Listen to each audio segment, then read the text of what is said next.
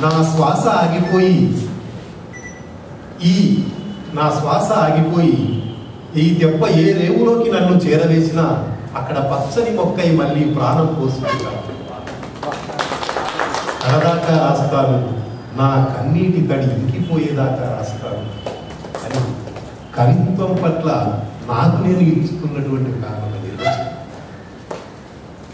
మరి ఇంత కవిత్వం మీద ఇంతటి ప్రేమ, ఇంతటి మమత నాకు ఎందుకు ఏర్పడింది? నా జీవితంలోంచి ఇంతకాలం నా నడిచొచ్చిన జీవితం అంటే 58 ఏళ్ళ నా జీవితంలో 40 ఏళ్ళు నాకు ఈ కవిత్వమే అండగా నిలిచింది. మరి నేను జీవించిన జీవితం కానీ,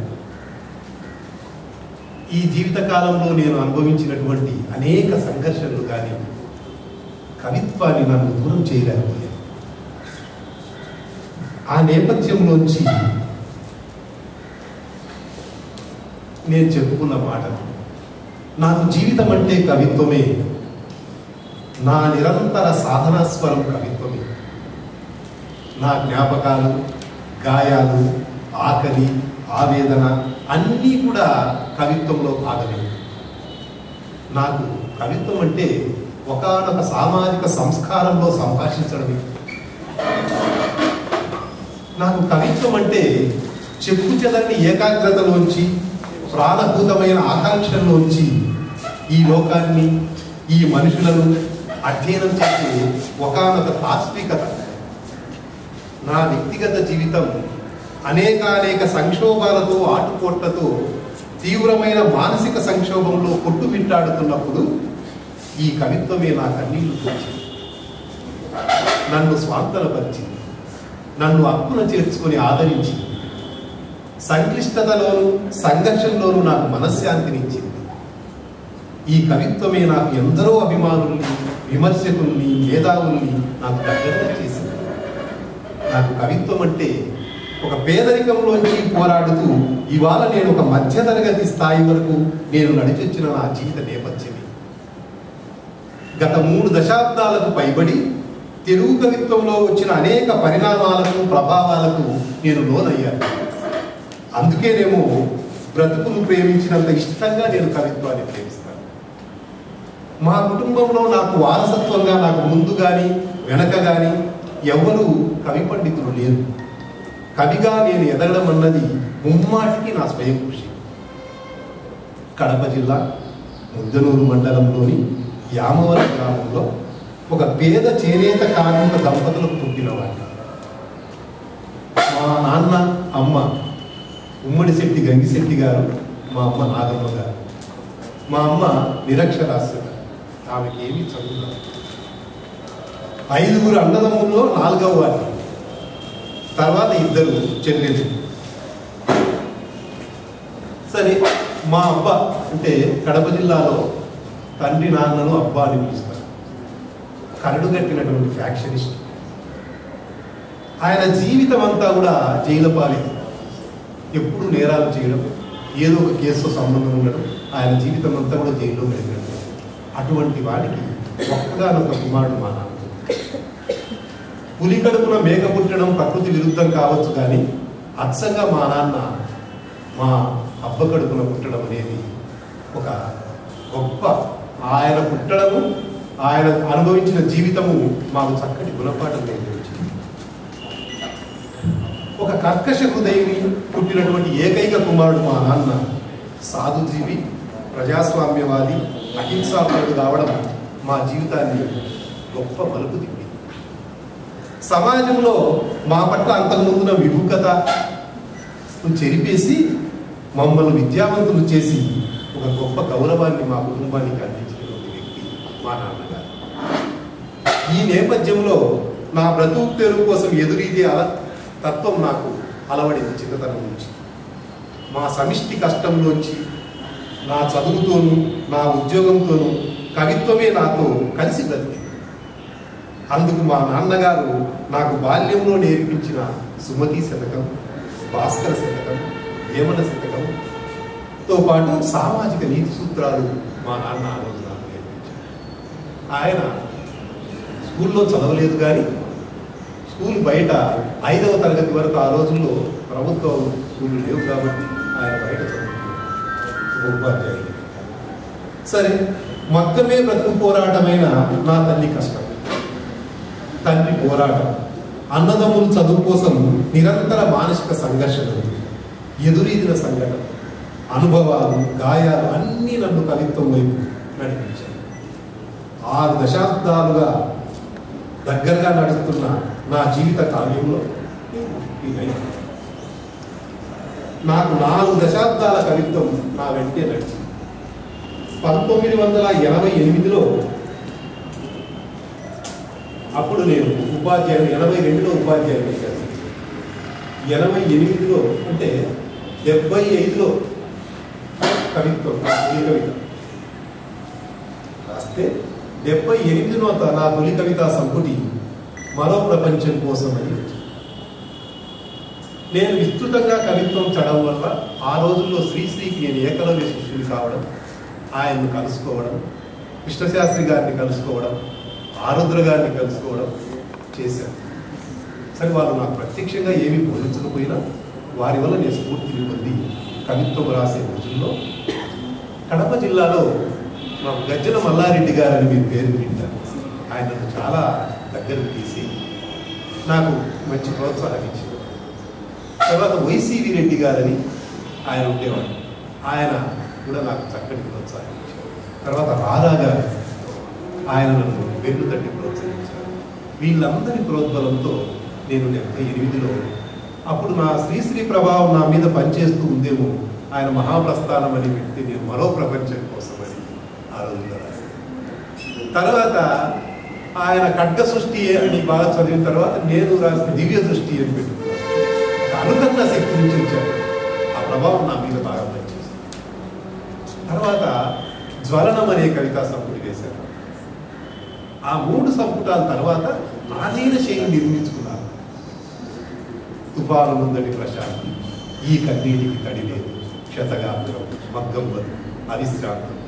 అంటే కవిత్వంలో మొదట వాళ్ళ ప్రభావాన్ని తప్పించుకుంటూ నాదైన శైలి నిర్మించుకోవడానికి ఒక 10 ఏళ్ళు. తర్వాత నాకు మొదటి నుంచి ఒక ఉపాధ్యాయుడిగా నా జీవితం మొదలైన తర్వాత నేను రాయడమే కాదు, ఒక ప్రతిభావంతుడైనటువంటి కవిని కూడా ప్రోత్సహించాలా అని ఆలోచన చేశాను. అప్పటికి నా జీతం 1000 రూపాయలు కూడా మించి లేదు. కానీ ఒక అవార్డు పెట్టాలనే ఆలోచన నాకు వచ్చింది. అప్పుడు ఒక విషయంలో ఈ విషయంలో శ్రీమతి నన్ను నాకు బాగా అండగా నిలిచి, సరే నీ కోరిక నెరవేర్చుకుందాము, నేను ఈ సంసారాన్ని పొదుపుగా చేసేనా కూడా నీకు తోడ్పడతాను, ఆ ఖర్చును మనం దీంట్లో చేసుకుందామని నాకు అండగా నిలబడితే నేను అంటే 1000 రూపాయల జీతం రాని వారికి కూడా ఆ రోజుల్లో నాకు 1000 రూపాయలు వేసి ఉమ్మడి శెట్టి అనే ఇంటి పేరుతో, మా ఇంటి పేరుతో ఒక అవార్డు స్టార్ట్ చేశాను. ఆ అవార్డు అప్పటి నుంచి ఇప్పటి వరకు 2013 వరకు దాని అవిచ్ఛిన్నంగా అవిశ్రాంతంగా కొనసాగుతుంది. అవార్డు తీసుకున్న వాళ్ళని ఒక్కసారి మీకు గుర్తు చెప్తాను. వాళ్ళు ఎంత ప్రసిద్ధిలో మీకే తెలుస్తుంది. ఈ 88 నుంచి 2013 వరకు 1988లో సౌభాగ్య కృత్యార్థి వ్యవస్థకి ఇచ్చాను. శిఖామణి గారి 89లో తన మువ్వల చేతికర, సుధామ అగ్నిసుధకు 90లో, అప్సర్ ఇవాళ. అంటే దాదాపు వీళ్ళంతా తొలి కవితా సంపుటి, మంచి యువకులుగా ఉన్నటువంటి కవులు. 92లో పాపినేని శివశంకర్ ఒకసారి అంశం కోసం, 93లో ఆశారాజు గారి దిశ, 94లో కందుకూరి శ్రీరాములు వైలెన్ రాగము వసంత మేఘం, 95లో దర్భశైలు శ్రీనివాసాచార్య, 96లో చిల్లర భవానీదేవి శబ్దస్పర్శ, 97లో దూదిమేడ నాలేశ్వరం శంకరంగా, విజయచంద్రాయని ఈయన ఒరిస్సా బరంపురానికి చెందినటువంటి కవి, ఆయనకు ఆహ్వానం అనే కవితా సమర్పించారు. 99లో మా రాయలసీమకు చెందినటువంటి జూపల్లి ప్రేమచంద్ర అవేదకి ఇచ్చారు. అన్వర్ తలవంచని అరణ్యం అని వరంగల్ ఆయనకి ఇచ్చారు. 2001లో దాసరాజు రామారావు గోరుకొయ్యలు అనేటువంటి కవితా సమర్పించారు.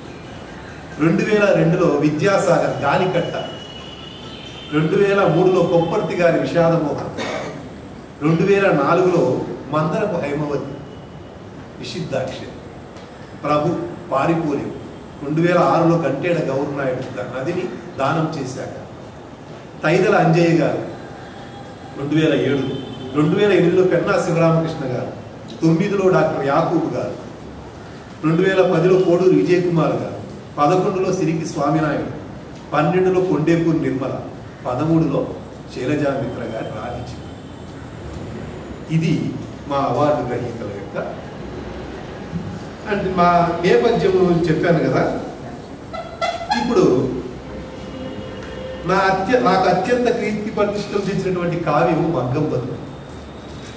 నేను పుట్టి అనుభవించి సమిష్టి కష్టంలోంచి నా స్వానుభవంలోంచి వచ్చినటువంటి కావ్యము ఆ మగ్గం బతుకు. దాంట్లో కొన్ని లైన్స్. ఇది మా యథార్థ కథ, చేనేత చిత్రపటంలో విరిగిన మగ్గం ఎద, చెమట చుక్కలన్నీ రాశీభూతమై కన్నీటి మడుగులైన కథ, సగం దేహం గుంటలోను సగం ప్రాణం కళ్ళలోనూ నిలుపుకొని ఆర్తిగా చేయి చాచే అన్నార్తుల కథ, మగ్గాల శాలలన్నీ మార్చురీ గదులుగా రూపాంతరం చెందుతున్న దీనాతి దీన దూత, పత్తిని పండించిన వాడు పాడె మీద ఊరేగుతున్నాడు, ఆ పత్తిని వస్త్రంగా అనేసిన వాడు మగ్గం గిలకకు ఊరేసుకుంటున్నాడు. మగ్గమే జీవితమైన చోట మరణానిది అంతిమ విజయమా? 6 గజాల నేత చీరను అగ్గిపెట్టెలో అందంగా మడతబెట్టి అంతర్జాతీయ కీర్తిని తలదాల్చిన ఈ కళాకారుడు నేడు జానెడు పొట్ట కోసం, పిడికెడు మెతుకుల కోసం పొట్ట నింపుకోలేని దౌర్భాగ్యుడైనాడు. శేషగిరివాసునికి శేషవస్త్రాలు సమర్పిస్తున్నవాడు నేడు అంపశయ్యపై ఆఖరు గడియలు లెక్కిస్తున్నాడు. మబ్బులు ముసిరితే మగ్గం ఆడదు, మగ్గం ఆడకపోతే బతుకు సాగదు. పేదరికం కుమ్మరి పురుగై తొలిచేస్తుంటే ఉండలుగా మిగిల్చిన తమ నరాల్ని కండెలుగా ఉడుకుతున్నారు. పేగుల్లో మెలికలు తిరిగిపోతున్న ఆకలిని పోగులుగా అతికేసుకుంటున్నారు. జరీ అంచుల మీద జలతారు స్వప్నాల్ని జోడించి మగ్గం మీద మరణ శాసనాలు నేసుకుంటున్న ఈ నేతగాళ్ల ఆకలి చావులకు ఖరీదు కట్టే ప్రభుత్వాలు ఎక్కడ? నడుము లోతు గుంటలో నీరసంగా దిగబడిపోయి శక్తినంతా కూడా తీసుకొని మా అమ్మ పావుకోళ్లను తొక్కుతూ ఉంటే ఓ అనార్కలి ఆకలి గీతం ఆమె పాదాల చుట్టూ ప్రదక్షిణం చేసి, లాకల మధ్య బందీ అయిన పడుగు పేకల్ని చిక్కుదీసి సాకు చేస్తూ సుతారంగా కదిలే ఆ చేతివేళ్ల నైపుణ్యానికి తాజ్మహల్ సౌందర్యమే తలముంచి నమస్కరించారు. నడుము వంగకపోయినా రాట్నం వద్దనే కూలబడిపోయి అలవాటుగానో పొరపాటుగానో కంటెకు బదులుగా తన గుండెను కదులుకు గుచ్చి తిప్పుతూ చావు గడపలో అడుగు పెడుతున్న మా అవ్వను చూసి అది ఉద్రేకమో ఉన్మాదమో అర్థం కాని స్థితిలో నేను ఉండిపోయాను. మొన్నటి దాకా తన చురుకైన చూపుతో అద్వితీయమైన ప్రజ్ఞతో రంగురంగుల ఇంద్రధనుస్సుల్ని అద్భుత ప్రపంచంగా ఆవిష్కరించిన మా తాతయ్య నేడు వంగిన వెన్నెముకతో కృంగిన వయోభారంతో మహాభారతంలో 3 తరాల వైరుధ్యాన్ని కల్లారా చూసిన భీష్మాచార్యునిలా నేడు కుక్కి మంచంలో కూలబడిపోయి మరణశయ్యపై ఆకడుగడేలు లెక్కిస్తుంటే నా కనుపాపలపై ఒక దయనీయ దృశ్యం రెక్కలల్లా చీల్చిపోయి ఇలా సాగుతూ అది